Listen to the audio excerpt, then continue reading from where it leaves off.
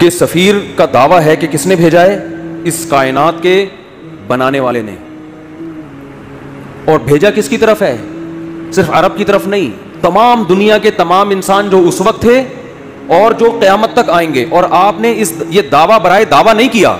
Medina हिजरत करने के बाद आप सल्लल्लाहु अलैहि वसल्लम रूम और फारिस के बादशाहों को खुतूत भेज रहे हैं। विजन देखो, यानी एक यतीम जो ना लिखना जानता है ना पढ़ना जानता है, अरब के एक ऐसे माहौल में पैदा हुआ जहां एजुकेशन का नामो निशान नहीं है।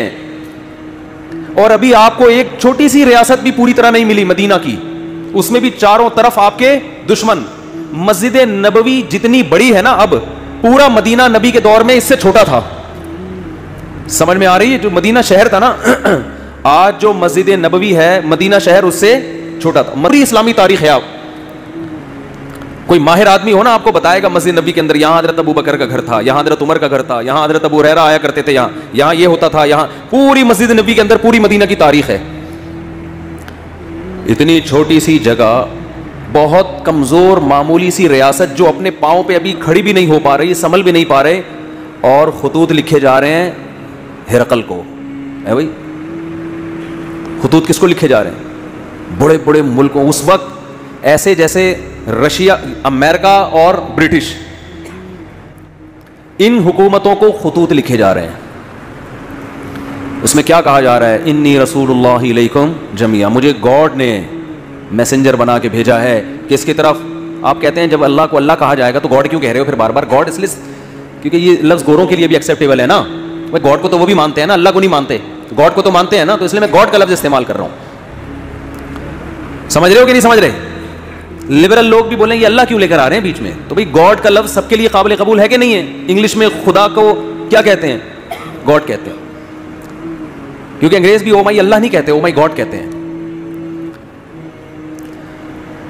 आप कह सकते हैं कि अंग्रेज तो आपका बयान सुन नहीं रहे, तो वो लोग जरूर सुन रहे हैं जो अंग्रेजों से डसे हुए हैं। ठीक है, और हो सकता है ये ट्रांसलेशन हो जाए इंग्लिश में बाद में, ये भी मुमकिन है। नहीं भी हो तो कोई तर्जमा करके बता दे। कुछ गोरों ने भी बयान सुने हैं। तो अब मैं आपसे एक बात अर्ज कर रहा हूं कि दुनिया में इससे बड़े सफ़ीर की कोई मिसाल मिल नहीं सकती, जो दावा भी कर रहे हैं कि मैं तमाम लोगों की, अल्लाह की तरफ से तमाम इंसानों का रसूल, और उस दावे पर अमल भी करके दिखा रहे हैं। बड़े बड़े बादशाहों को खुतूत लिख रहे हैं। बाज़ बादशाहों ने जब आपका ख़त देखा तो उसे फाड़ दिया। आपने फरमाया अल्लाह इसके इसी तरह टुकड़े करेगा जिस तरह इसने मेरे ख़त को फाड़ा है। आप कह सकते हैं भाई किसी के ख़त को फाड़ने पर इतनी बड़ी बद्दुआ कैसे दी जा सकती है? बात यह है कि दावा जितना बड़ा हो, उस दावे का इनकार भी उतना ही बड़ा जुर्म होता है। उसके ज़िम्मे लाजिम था, क्योंकि नए पैगंबर का लोग इंतजार कर रहे थे। लोगों को यकीन था कि हजरत ईसा इब्न मरियम आखिरी नबी नहीं है। ईसाई भी इंतजार कर रहे थे, यहूदी भी इंतजार कर रहे थे। ऐसे मौके पे अगर कोई दावा करे तो दावा सुनते ही उसको फाड़ डालना, ये अल्लाह से दुश्मनी लेने के मुतरादिफ है। इसलिए रसूलुल्लाह सल्लल्लाहु अलैहि वसल्लम ने फरमाया, ला यस्मउ बी अहदुम मिन हादिहिल उम्मा यहूदियन काना औ नसरानियन सुम्मा लम युमिन बिल्लज़ी उरसिलतु बिही इल्ला दखलन नार। फरमाया मेरी पोजीशन ये नहीं है कि कोई मेरी दावत सुने, उसका दिल चाहे तो मान ले, दिल चाहे तो ना माने। ना ना ना ना ना ना, मेरी हैसियत यह है कि इस उम्मत में कोई यहूदी ईसाई मेरे बारे में सुने और फिर तहकीक करके मुझ पर ईमान न लेकर आया तो उसका ठिकाना जहन्नम की आग है। उसने उसको वैल्यू क्यों नहीं दी? बिल्कुल इसकी मिसाल ऐसे जैसे क्लास रोक कर एक शख्स कह रहा है मुझे प्रिंसिपल ने भेजा है, और टीचर उसकी बात को लिफ्ट कराने के लिए तैयार नहीं है, तो आप क्या समझते हैं प्रिंसिपल छोड़ देगा इसको? और वो कह भी रहा है कि मैं सब पूरी क्लास के लिए पैगाम लेकर आया हूं, और पैगाम भी बहुत अहम है। आज लिबरल लोग एतराज करते हैं ना, ये क्या बात है, मोहम्मद सल्लल्लाहु अलैहि वसल्लम पर कोई ईमान न लेकर आए तो जहन्नम में जाएगा। इतनी इतनी सी बातों पे जहन्नम है भाई, इतनी इतनी सी बातों पे। यानी वो कहते हैं ना ये लोग जरा जरा सी बात पे कहां फेंक रहे होते हैं जहन्नम में डाल। भाई इतनी सी बात है नहीं, क्योंकि दावा ये कि मुझे खुदा ने भेजा है। अब आपके जिम्मे है कि आप तहकीक करो कि ये अपने दावे में झूठे हैं या सच्चे। आप इस कान से सुन के इस कान से निकालने का ऑप्शन आपके पास खत्म हो गया। अभी ऑप्शन नहीं है आपके पास कि इधर से सुने और इधर से निकाल देंगे, यार ये मुसलमानों के मजहबी मामलात हैं, छोड़ो। आप कह सकते हैं कि क्या दलील है आपके पास? कि मोहम्मद इब्ने अब्दुल्लाह सल्लल्लाहु अलैहि वसल्लम इस दावे में सच्चे थे। क्या दलील है आपके पास? हम कहते हैं 1400 साल पहले जो आपकी नबूवत के बरहक होने के दलाइल थे वो तो थे, वो लोगों ने अपनी आंखों से देखे। 1400 साल के बाद जो आपके बरहक होने के दलाइल हैं वो पहले से भी ज्यादा है, वो उससे भी ज्यादा है। अगर खुदा मोहम्मद सल्लल्लाहु अलैहि वसल्लम को मैसेंजर बना के भेजता और ये ना कहता कि ये आखिरी पैगंबर हैं, तो खुदा के जिम्मे मोहम्मद सल्लल्लाहु अलैहि वसल्लम की तालीमात की हिफाजत बोलो नहीं थी। क्या ख्याल है? अल्लाह कह देता कि इनकी तालीमात जब मस्ख होंगी तो मैं दूसरा पैगंबर भेज दूंगा। खुदा ने मोहम्मद इब्ने अब्दुल्लाह सल्लल्लाहु अलैहि वसल्लम के बारे में दो दावे किए, ये मेरे मैसेंजर हैं और लास्ट मैसेंजर, इनके बाद कोई नबी नहीं है, क्योंकि सारी दुनिया के सारे इंसानों के लिए। इस दावे में अल्लाह ने एक और दावा कर दिया कि इनकी तालीमात को मैं क़यामत तक के लिए महफूज कर दूंगा। इनकी तालीमात क़यामत तक के लिए, बोलो ना क्या हो गया भाई?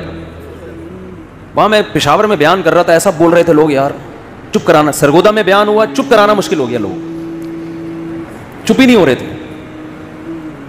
वहां कहना पड़ रहा था मुझे भी बोलने दोगे कि नहीं दोगे? बोले पंजाब लस्सी, पाए, कराची में चाय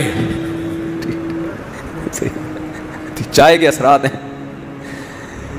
सोचता बहुत है आदमी, चाय पी के बोलता नहीं है, सोचता रहे। जहां बोलने का मौका होता है वहां भी क्या कर रहा होता है? सोच रहा होता है। भी इतनी अच्छी सेहत रही है ना, मेरा 2 हफ्ते का दौरा हुआ केपी के पंजाब, ऐसे एक छींक भी नहीं आई, फिर कराची उतर के छींकें शुरू। तो अल्लाह के जिम्मे था कि मोहम्मद सल्लल्लाहु अलैहि वसल्लम की तालीमात की हिफाजत करते।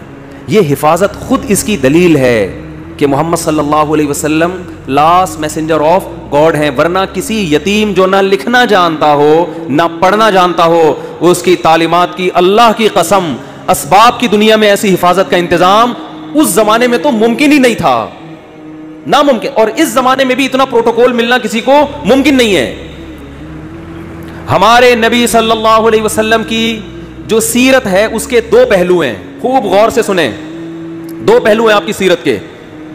एक पहलू वो है जिसमें आप खुदा की तरफ से कोई मैसेज दे रहे हैं कि ये अलाउड है और ये नॉट अलाउड। खुदा इन कामों से खुश होता है और इन कामों से नाराज होता है। कहने में क्या जा रहा है? खुदा इन कामों से खुश होता है और इन कामों से नाराज। जब कोई कहे बोलो तो खुदा ना बोलने से नाराज होता है, ये भी एक है ना। इन कामों से अल्लाह खुश होगा और इन कामों से अल्लाह नाराज होगा। और हमारे बच्चे भी मेरी नकलें उतार रहे हैं यूं यूं करके। मैं घर गया, मेरी बच्ची यूं यूं कर रही है, अब्बू ऐसे बयान करते हैं। जिस घर में बच्चे नहीं है ना वो घर नहीं है, होटल है। पता नहीं किस फितरत के खिलाफ जिंदगी पे तुम्हें लोगों ने, फैमिली प्लानिंग वालों ने डाल दिया। अल्लाह का शुक्र है मैं मौलवी हूँ, अल्हम्दुलिल्लाह। मैं इन नजरियात से पहले दिन से मुतासिर ही नहीं हुआ, इसलिए शादियां भी कर ली, बच्चे भी पैदा हो गए अल्हम्दुलिल्लाह। घर जाते हैं खुशियां मिलती है, अल्लाह और खुशियां नसीब करे। मैं तो अपने बच्चों को देख के कहता हूँ यार इनसे हमें महरूम कर रहे थे। ये जिसके पास वही की तालीम नहीं है ना, खुदा की कसम खुद भी गुमराह है, दूसरों को भी गुमराह करेगा। ये नेमत है खुदा की बच्चे, ये कोई टेंशन नहीं है।